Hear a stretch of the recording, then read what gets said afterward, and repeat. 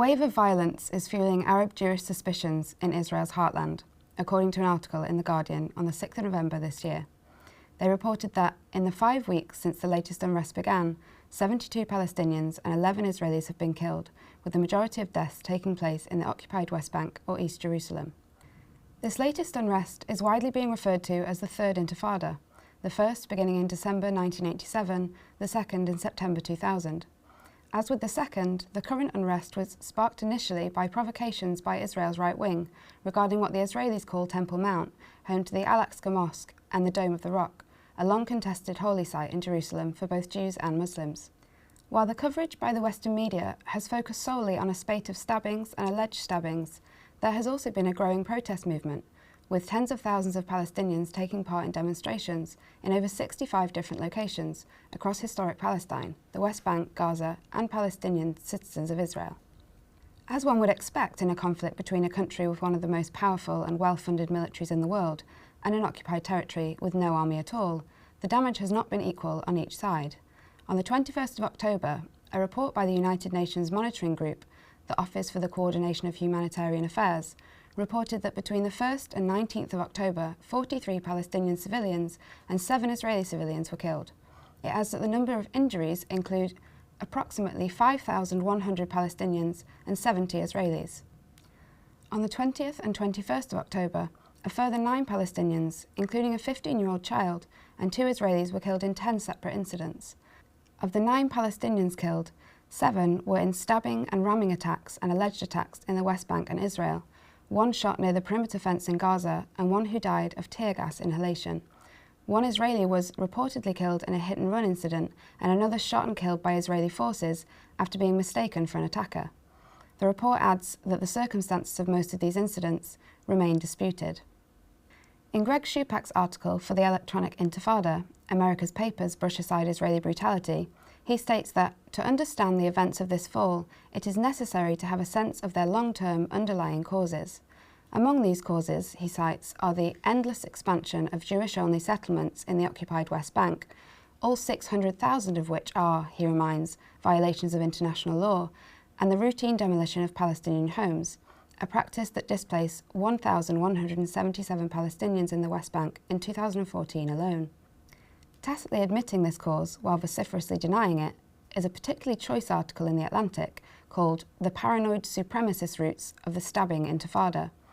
It claims that the violence is rooted not in Israeli settlement policy, but in a worldview that dismisses the national and religious rights of Jews. But it is not just in its failure to give adequate explanation for Palestinian anger that it is shocking. The entire framing of the unrest displays little to no concern for Palestinians, always referring to the aim of restoring peace in order to improve the safety and stability of the State of Israel. That this is a conflict between an occupied people and its heavily armed occupier, with the unequal death toll and disparate injuries that entails, is far from obvious in the coverage from the Western media. The Boston Globe's editorial, "With Israel on Edge, John Kerry must help cool tensions," fails to mention any Palestinian deaths. Instead, it focuses on a climate of fear and hysteria amid a spate of near-daily knife attacks by Palestinians on Jewish civilians. The Los Angeles Times does little better in its editorial, which states that the latest violence shows the urgent need for a two-state solution. They fail to refer to the rising death toll on the Palestinian side, claiming instead that Israelis are being terrorized by frighteningly random assaults. It later admits that such attacks can't be separated from the alienation many Palestinians feel about Israeli control of East Jerusalem and much of the West Bank. The Washington Post, in its editorial titled "Palestinian and Israeli Leaders Fan the Flames of Violence," refers to the fatal shootings by Israeli police or bystanders as merely counterproductive. Yet it goes on to quote a statement from an Israeli human rights organisation which noted that politicians and senior police officers have openly called for extrajudicial killings of suspects. This is one of the key factors in explaining the current situation in Palestine. As an Al Jazeera article outlines in its report from a poll of Israelis, Israeli leaders have called on security forces to shoot suspected attackers on the spot. The poll revealed that 53% of Israelis support extrajudicial killings, even after their arrest and when they no longer pose a threat. Gilad Erdan, Israel's security minister, said that suspected attackers should be killed so that potential assailants know that they will not survive the attack that they were going to carry out. The Guardian did not think that his role as security minister gave Erdogan enough of a platform to air his views. They ran an article by him on their site called "The Terror in Jerusalem is Based on a Lie," declining to mention the fatalities on the Palestinian side or his own calls for gunning them down without trial. Instead, he claims that the Palestinian leadership has nurtured a culture of hatred for decades, teaching their children to become murderers. Erdogan's words might be a little less chilling if they didn't come at the same time as a terrifying and grossly underreported change in Israel's law. On the 24th of September, as The Guardian reported, new rules were approved unanimously by the Security Cabinet, which mean that police and soldiers will be able to fire live rounds when they judge not only their own lives are in danger, but also those of civilians. Just in case you missed that, that's live ammunition at Palestinians when they judge that civilian lives are at risk.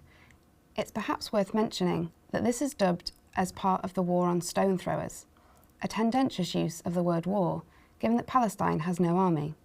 Predictably, the deaths of Palestinians have rocketed. A little more than a year on from Operation Protective Edge, Israel's 51-day bombardment of the Gaza Strip last summer, it is indisputable that Israel is in a more embattled position than it was at the beginning of 2014. During the bombardment, several notable photos and videos circulated on social media and were reported in the press. They showed Israeli citizens watching the bombs drop, not as if they were watching the execution of civilians in a territory they're not allowed to leave, whose borders, sea and airspace are all under Israel's control, but as if a fireworks show. As the New York Times article, "Israelis watch bombs drop on Gaza from front row seats," notes, with each explosion, they cheered on their military from plastic chairs while eating popcorn. The call for boycott, divestments and sanctions, BDS, from Palestinians has been answered by pro-Palestinian activists around the world, and the campaign is gaining ground, and Israel is worried. Netanyahu has named Gilad Erdan as Minister for Information and Strategic Affairs, as the Financial Times reported, with an explicit brief to fight the boycott movement. In June, the FT goes on to explain, an Israeli financial newspaper covered a leaked government report estimating that BDS could cost Israel's economy $1.4 billion a year. Of course, as the BDS campaign has gained momentum and support, it has also garnered attention and opposition. In February, over 100 artists committed to a cultural boycott, as this Guardian article shows, signing themselves up to accept neither professional invitations to Israel nor funding from any institutions linked to its government.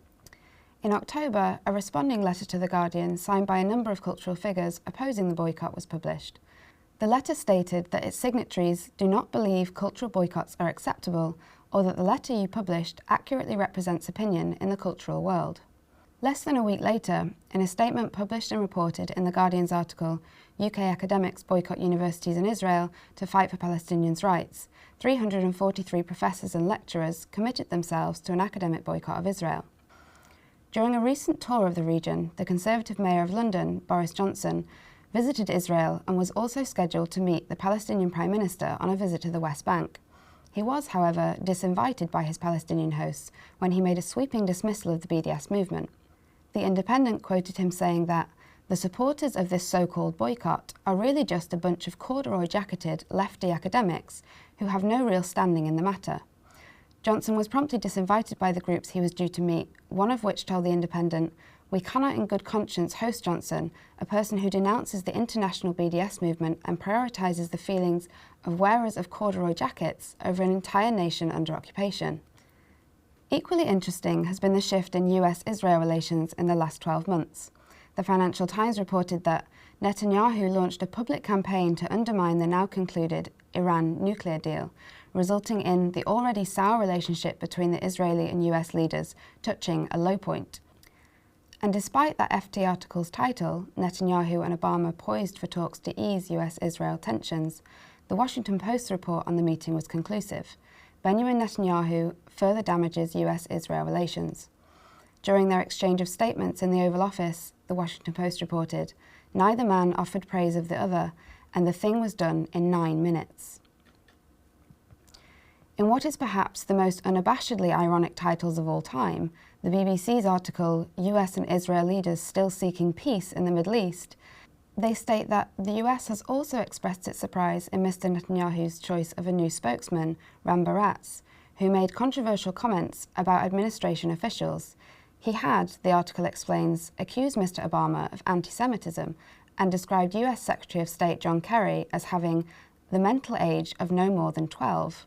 But while relations are no doubt strained and Netanyahu is likely looking ahead to the change in US administration, the concrete support the US has historically offered Israel thus far remains unaltered. The talks in the US are expected to pave the way towards an increase in US security aid to Israel from $3.1 billion a year to $5 billion. At the time of this recording, the death toll is now 91 Palestinians and 15 Israelis since the beginning of October. The BDS movement is gaining momentum, and the Third Intifada may be beginning, but the Israeli state is still of enough use to the US to be handed its checks even as Netanyahu misbehaves and throws his tantrums. There's still a long way to go.